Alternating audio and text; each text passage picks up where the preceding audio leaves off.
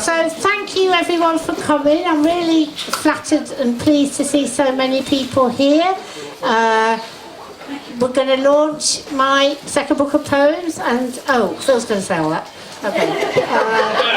And the main purpose of, the thing is obviously to sell the books, which, if I ever get any net proceeds of sale, they'll go to Care for Calais. And we've got 2 buckets for people to give donations that will go straight to Care for Calais now.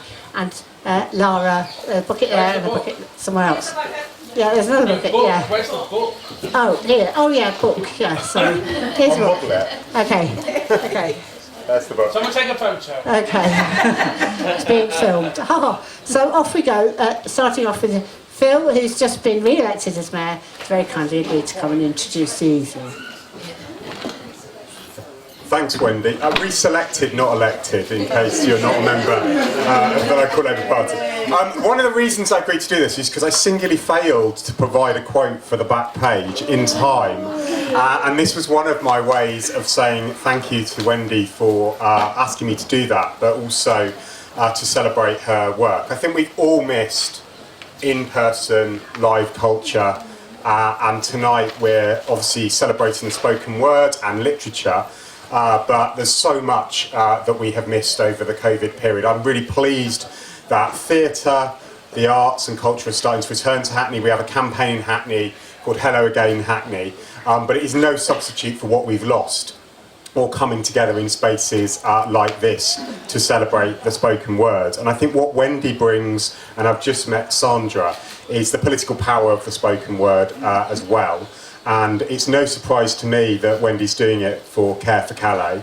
And when we've seen refugees come to the fore again in terms of Afghan refugees, but it isn't that long ago that we were working with community groups in Hackney to bring Syrian refugees to settle in the borough. We just know how important this work is. And Hackney Migrant Centre is represented here as well through Rosemary and others. And the 2 organisations together, and Kathy, do so much in Hackney to advocate on behalf of migrants and refugees. And I know this isn't a speech about migrants and refugees, but in Old Street there is a Home Office hotel where migrants and refugees were placed during the COVID crisis. It is a hotel that has virtually no community facilities, no green space, nowhere for the residents of that hotel to come together. And it's Care for Calais and it's Hackney Migrant Centre and other civic society organisations that have wrapped that caring Hackney hand around those people that have come to our borough and made sure there's something more than what the Home Office and their contractors provided. And we will need that spirit even more when we welcome Afghan refugees to the borough in the next few weeks and months. And I know we're going to hear more about that later on. But returning to Wendy, I've seen Wendy sort of take her tentative first steps into doing public speaking around her art and her work. As I said, often at Labour Party events and for good causes. So no surprise that Wendy's doing that here tonight. Wendy has one of those sort of portfolio polymath lives though. She is a stalwart of activism in Hackney, obviously a member of the Hackney Labour Party and incredibly active within it, but also crucially a retired legal aid solicitor and a stalwart defender of both legal aid and community law centres. And Hackney Community Law Centre would not be the place it is today without Wendy and the team that she helped build and support and continues to support and advocate on behalf of. So that is the spirit at which I know Wendy. But she's had a huge amount of a rich life that I often get snippets of when we gather together. And she wrote her first poem actually about the Vietnam War when she was aged 13, but it's only recently that she's been performing her poems and writing them and publishing them. So I hope that people will enjoy the poetry this evening, buy the book, raise money for good causes, Love Lines and Witching Hour, and her website, lovelines.net. I'm going to introduce Sandra when we come to Sandra's section, because I think it flows quite nicely into you, Wendy, and you're going to read 5 poems, I think. So without further ado, I'll hand over to Wendy Pettifer. Thanks for that brilliant introduction, Phil. I'm very flattered by the things that you said. Okay, my poems are all very short, as some of you will know. So the first one I'm going to read, I hope you don't mind if I carry on sitting down, but I've just had my chemo radiotherapy this morning, so... it's called Small Boats, and it's about people crossing from Calais, where I worked in 2016-17, and a child who died, I think it was the beginning of the year. It's called Small Boats. Actually, I will stand up because it'll be better. Can everyone hear me? Yes. Small boats were meant for pleasure, dipping and diving in summer streams, larking about on rivers and canals, laughter, skipping across the banks. Not inflatable dinghies with too many bodies, rising and falling in deep channel water, in the sweat stink of fear.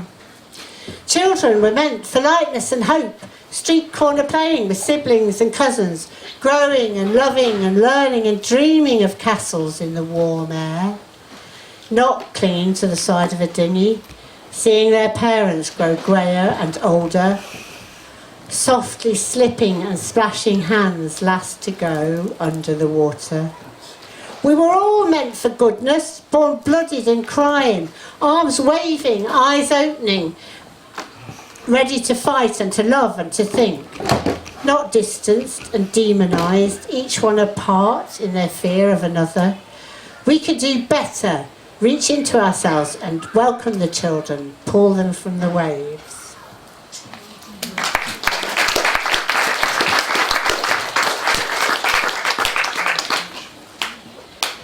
So, where is it? Page 14. The next one is about my dad. It's about loss and death, so it may ring bells for many of us here. It's called Dad's Dead. Dad is lost to us, wandering small town suburban streets, at night in stripy pyjamas, calling my name.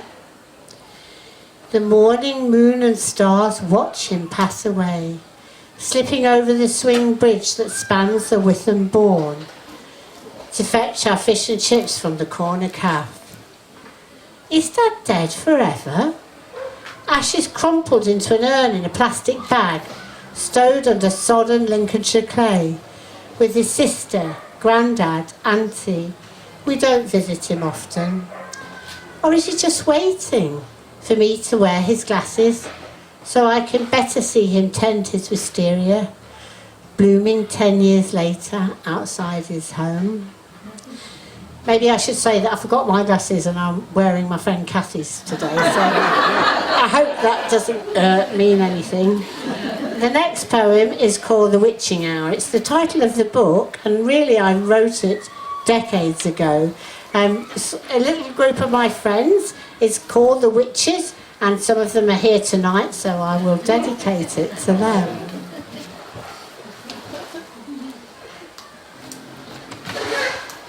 The witching hour. It's in the dead of night that we decide the witching hour, when women choose their fates. Our inner ear alert to tempting whispers from those who ride the moon and reach the stars, luring us into dreams of choice and change. Husbands snoring gently by our sides, children cocooned in maternal lullabies. It's in the early hours that I creep home from lazing with a lean and hungry man, tattooed and pierced, satiated. I cycle fast through smoky inner city early haze, open my door before the children wake, my partner stirs. It's when the men work far away that we try other, softer pleasures, snuggled curved like spoons behind each other's cheeks. Listen to the seagulls cry for freedom, wonder whether we should go home. It's down amongst the dirty dishes, scattered shoes, squashed toys, crummy carpets. We know those voices as our own and keep them quiet within our hearts, waiting for another witching hour.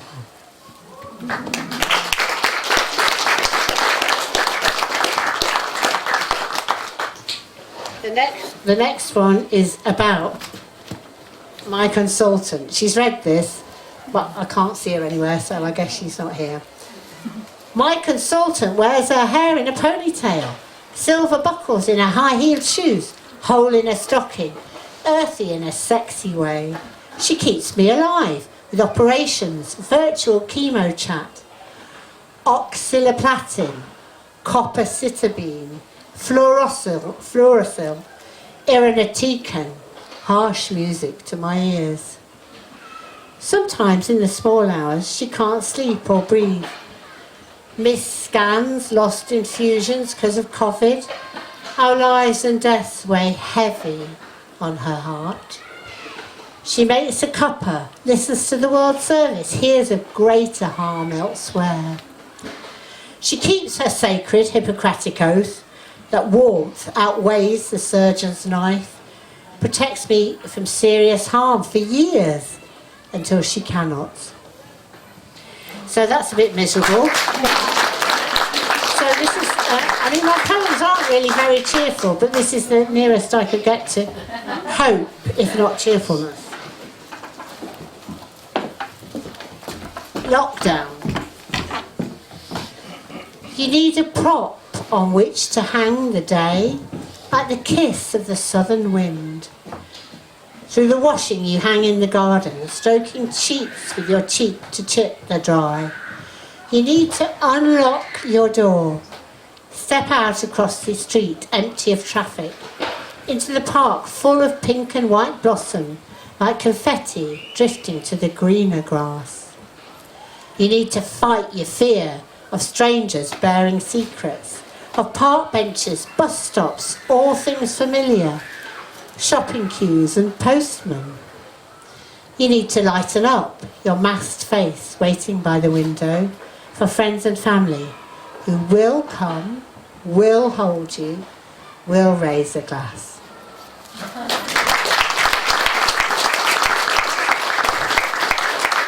Thank you, and now back to you.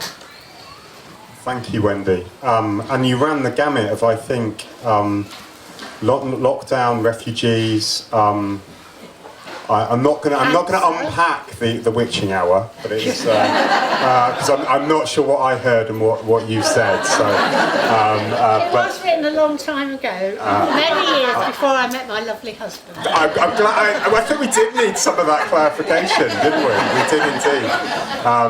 But absolutely wonderful, and I hope we will be hearing a bit more. Maybe there'll be an encore towards the end. When we were sitting down, Wendy mentioned, was I going to say anything about literature? Because I was down to speak for 15 minutes. I'm sure you're really glad that I did. Yeah, exactly. If your boyfriend doesn't want you to speak for 15 minutes, then I don't think any of you do. But obviously Stoke Newington, Hackney is an incredible place for literature down the ages and for nonconformists. And many of them are in the churchyards around us, but we're also home to the Stoke Newington Literary Festival. And this is one of the venues in the Literary Festival, and it brings Stoke Newington alive in the spring, and I really hope that we will be back here celebrating literature in the Stoke Newington Literary Festival next year. And this is the first time I've been to this space, and I just wanted to pay tribute to this space, a new part of Stoke Newington. I hope that we can maybe hear a little bit about this space towards the end as well, and how it's been created and what you're hoping to do here, because I think it's really important. I feel like a thorn between two roses, and labour roses in terms of Wendy. Sandra, I met this evening, came to creative writing in 2016 after retiring from a full-time job in Unison. So again, I'm expecting some activism from your poetry due to ill health and disability. But I don't think that has stopped you at all. And you started writing flash fiction, poetry, theatre reviews, and much, much more. Collage Arts have been producing videos of a trilogy of her poems. I think Collage Arts is still in Haringey? Yes. Just up the road, read by actors as YouTube videos on SoundCloud, and her lockdown diary is also published by them in an anthology of women writers of colour. So I think without further ado, I might swap seats with you so that you can, or you're going to project. Can you all hear me? Yeah. Fantastic. Let's do it then. I'm a fairly new poet, certainly compared to Wendy. so I haven't got a book, but I've got some work published by Collage Arts and read by actors like Sheila Atton, which I'm still so excited about. The first poem that I'm going to read you, I wrote after George Floyd's murder by, brutal murder by the police in America, and it made me reflect about the racism that I've experienced and other people have experienced as well. So I'll just start this one. It's called Angry Black Women. It's always there. I am constantly aware. I used to tell myself I didn't care. It's in your glance, your raised eyebrow, your smirk. On the street, an evening out, even at work. You say you're joking, but you're being a jerk. This is not an opinion, it's a fact. Do you understand the way you act has such a detrimental impact? Do you care that your stare causes me to be aware of how I talk? Am I too loud? Showing confidence? Am I too proud? Is my natural hair allowed? Is more than one of us a riotous crowd? No, I will not be silenced. I will not be cowed. You didn't expect me to be intelligent.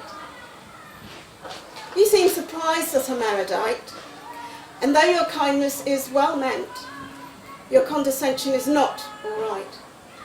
You say I have a chip on my shoulder. Be patient, things will improve. Your racism makes me grow bolder. I know I have nothing to prove. When you speak out, you're passionate and strong. When I speak out, I'm an angry black woman. Actually, you're not wrong.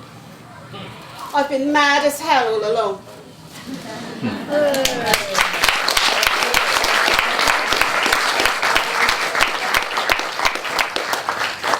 So yeah, that's part of a trilogy. I'm not going to read the other ones, but I'm going to read a different one, which I wrote in between the first lockdowns, and it's called I Cannot See Your Smile.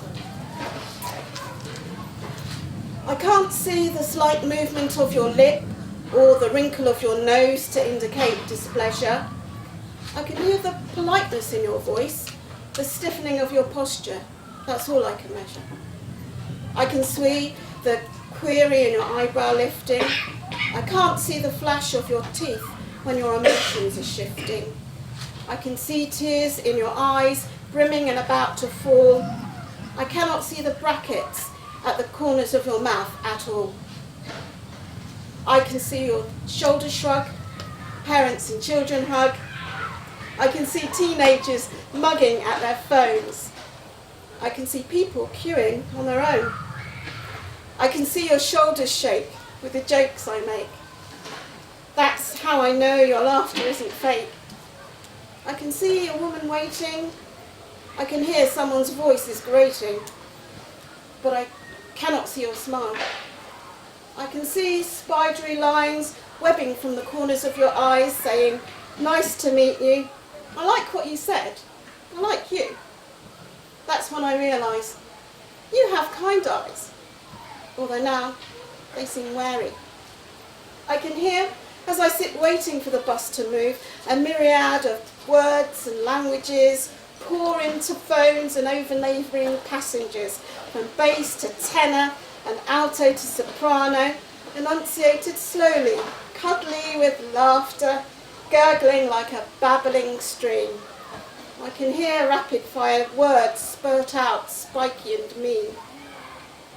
I can hear sirens shrieking and bass music punching through to the pit of my stomach as the ground shakes like an earthquake when a car cruises by.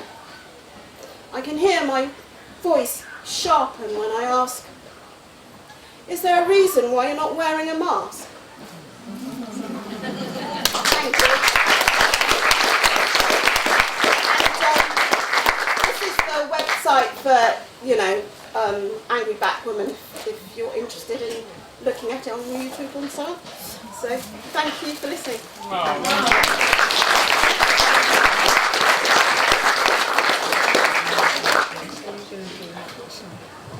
I think you should do it. I think you should do it. Oh, what more poems before we go to Care for Kelly? So, shall we have another poem from Sandra? Yeah. Okay. So, This is when I came prepared, isn't it? I'm so conscious of paper and candles, so I'm just...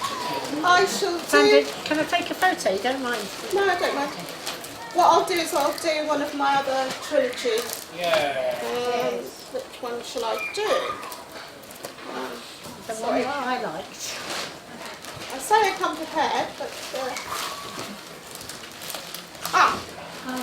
I'll do The Revolution is Being Televised. Yeah. What is this twisted show and tell, dragged kicking and screaming through a living hell?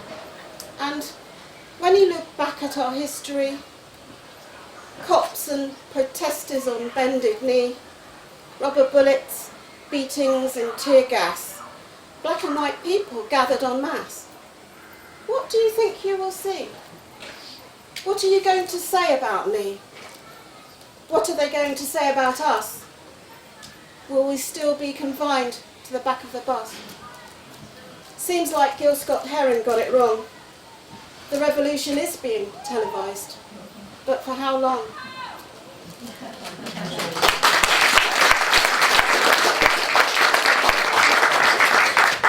So I will hand back to Wendy in a second, but I think there's something really powerful about how you ended there, Sandra, but also with the theme of the angry black woman and the trope that dismisses people and powerful women and their voices through those attacks and that easy. And I think there's a real synergy there from your naming of your book and what you've had to say. And I think all too often we see in organisations, be they the Labour Party, be they councils where I work, or any institution where voices are dismissed by dismissing women, by attacking being robust, attacking behaviours that in men would be seen as virtues, but in women are seen used to dismiss and silence them. So I think there's something really powerful about what Sandra was saying, and also that intersectionality with race. As we know here in Hackney, the work that we've been doing around reclaiming our public spaces,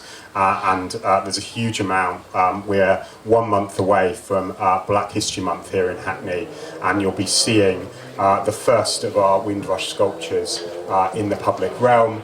The Castle Gardens will be renamed in public at the start of October, and there'll be much, much more coming for people that live in Hackney and care about these issues. I think Wendy is now ready for her encore, and then we'll hear more about the work with refugees. Okay, so just following on from this theme of angry women, I'll read one which isn't very popular, I don't think. It's by a serial killer called Eileen Wuornos, who's an American, who was, I think, the last woman to be electrocuted. I can't remember, maybe it was Florida. And I saw a film, a really good film about her 10 years ago maybe, and I wrote this poem about her called Eileen Wuornos. Eileen Wuornos was not nice. She robbed men as cold as ice. Bruised by incest and abuse, she thought men to be no use. Quickly learnt sex does not please women crouching on their knees. Only makes them sore and glum, just a way for men to come. Living in a violent world in which rage quickly unfurled, raped by 7 evil men, she found quick ways to kill them. She never flinched or failed the test to get the fate she wanted best. Electrocuted in the chair, she laid in just despair. I mean, I felt such empathy for that woman, and it's just really, you know, it's a bit of an extreme poem, but it's following on from what Phil says. And I was listening to a programme on the Channel 4, I think it was today, and what was it called? Girl Boss. Yeah, the hashtag or something, Girl Boss, and all these women talking about the phrase Girl Boss, which I think is just ridiculous, and I'm not sure how far we've got in our struggle for independence. Anyway. Oh yes, oh it's me. Okay, so now I'll hand over to Laura from Care for Calais, who's going to tell us about their work.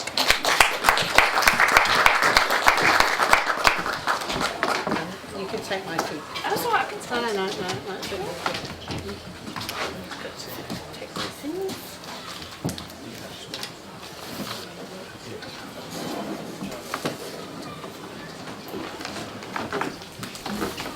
Hi everyone. I'm Lara, I'm from Care for Calais, and I just want to say first of all thank you so much to Wendy for inviting me here this evening and for her support of Care for Calais. Wendy and I have only just met in person today, but we have been advocating for the refugees in the Old Street house since last year, and we've actually met on the Hackney Council Borough calls, where we are the angry women giving the Home Office hell for some of the things that they do over at Old Street. So I can't speak tonight without touching on the situation in Afghanistan. As everyone's aware, there's been a terrible, terrible situation with the Taliban there. We are supporting 9 Afghan refugees in the hotel in Old Street, but also advocating for many more who are settled here, whose families are stuck in Afghanistan. Even on the way here, I was talking to one of the guys whose family is stuck in Kabul, trying to get out to the Pakistan border. So I would say to everybody here, if you haven't written to your MP, please do.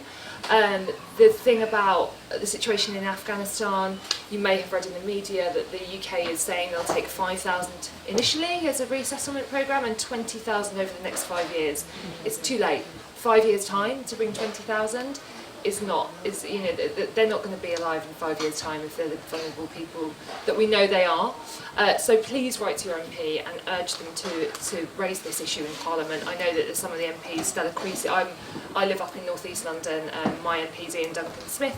And, yeah, let's not go there. Next to us is Stella Creasy, who's amazing.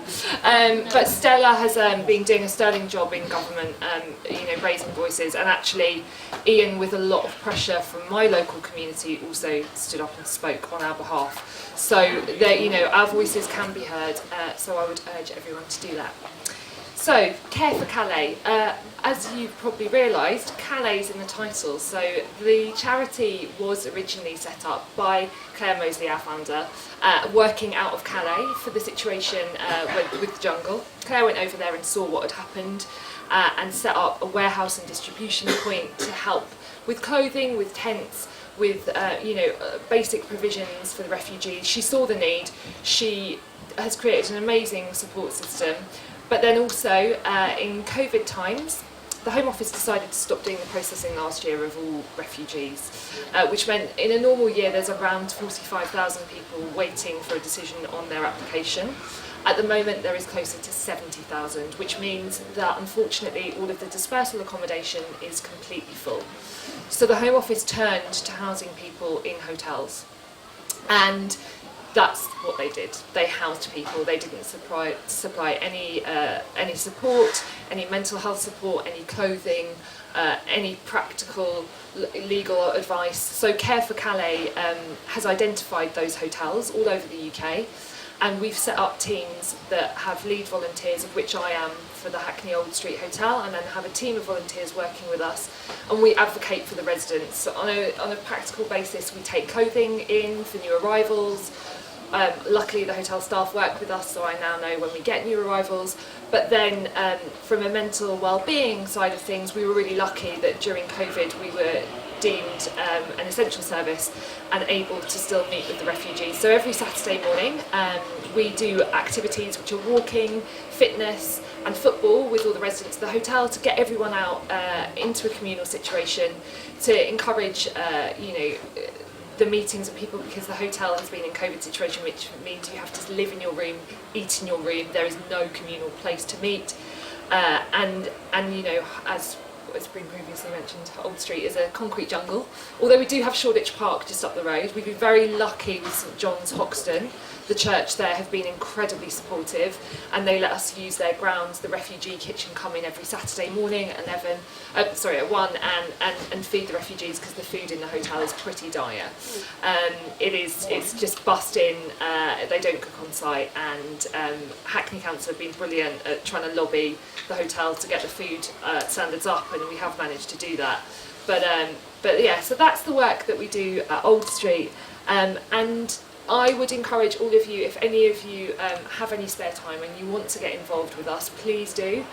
We're always looking for more volunteers. We all have full-time jobs, and we do this in our spare time. So anyone that can help us, even if you can't help in person, we need help registering people for colleges, for doctors, registering people for bank accounts when they get their leave to remain, which a lot of our residents are now starting to get because the Home Office has started reprocessing.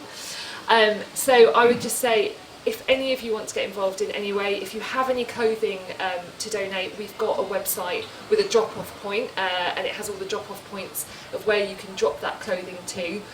We have been overwhelmed with women's clothing, not so much men's clothing, so if there's any guys that want to donate clothing, we would very much appreciate it.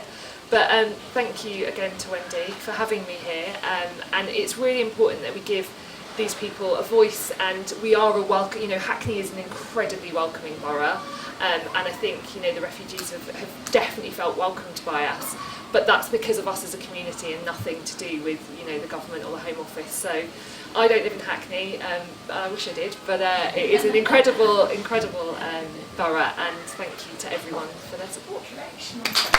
Oh, and there is, yes, sorry, Wendy's reminded me, there are collection boxes if you'd like to donate. There's buckets at either end. If you'd like to donate to us, that will be going straight to us and straight to the refugees, supporting the refugees.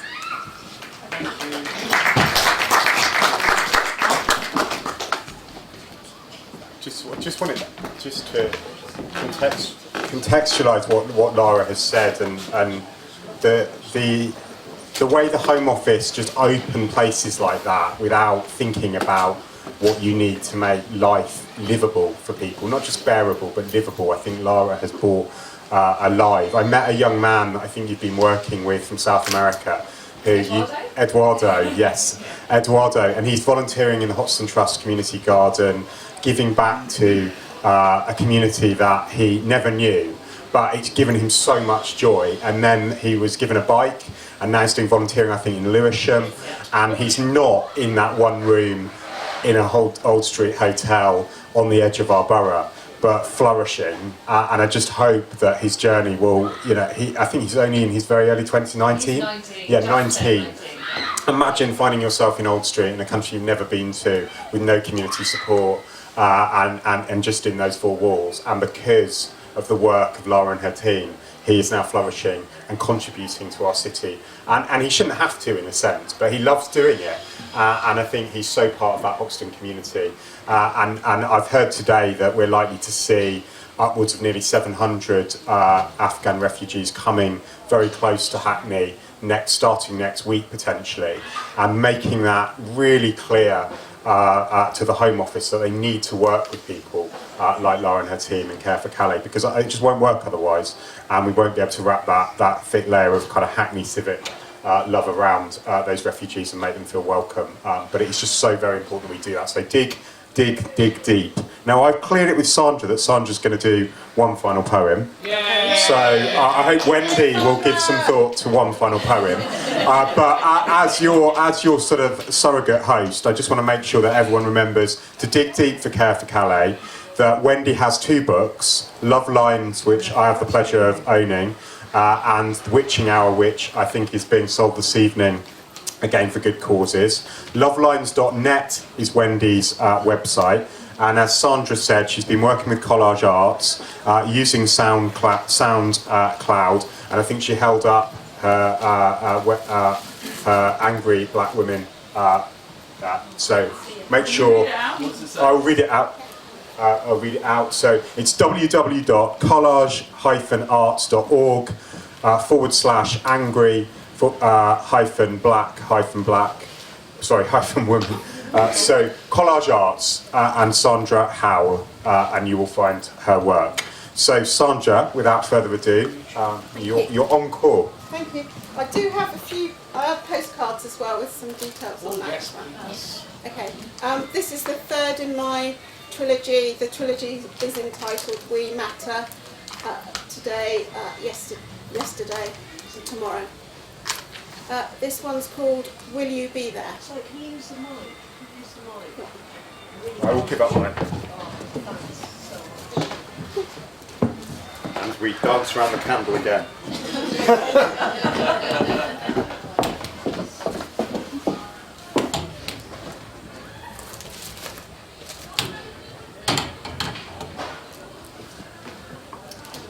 Can you hear me? Yeah. Right.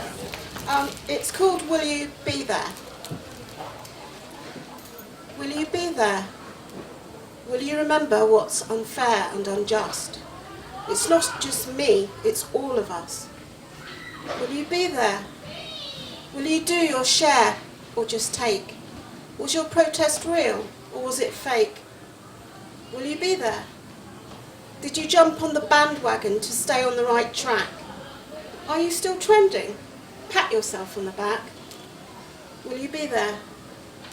If this is what you really believe in, I hope you know why I am still grieving. Will you be there? Some of us will continue the fight as the routine of life continues to consume us day and night. Will you be there? Some find the pain too much to bear. Just do not think they no longer care. Will you be there? Some soar away from the hurt and sorrow.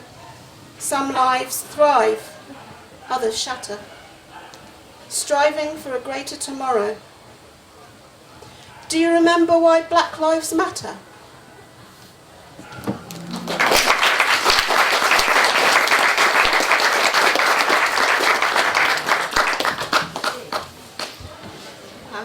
Okay, well, I will read another one, but I don't think I can follow on from the power of that really, really good poem. So, my daughter and her partner are here. They get a bit embarrassed, I think, about me being doing this, so I won't read a poem about them. They're wonderfully supportive and have been fantastic throughout my illness. Although I'm not really ill, so I don't know why I said that. But they have a lovely little boy who's nearly 4, so I'm going to read a poem, a kind of happy-ish poem about him. He's called Nye, after Anur in Bevan. And it's called Nye's Winter Solstice. Midwinter now, no snow, but warm rain turns the fields to mud. Sun slips behind the flats at 4 p.m. No COVID Christmas feast this year. A city fox spies Nye on his orange trike.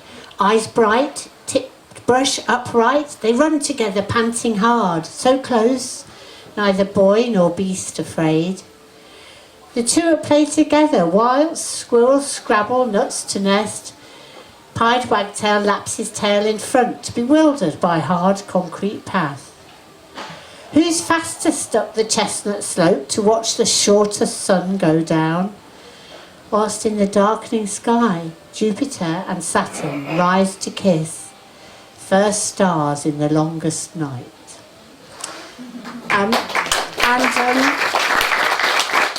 So now we get to the best part of the evening, where you can all go and eat Essen's delicious food.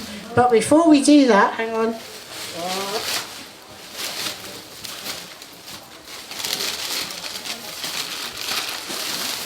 I'd just like to make a couple of presentations. This is to Sandra for having the courage to come for the first time ever. And this is to Essen, who has slaved over a hot stove for many hours to make us some lovely food.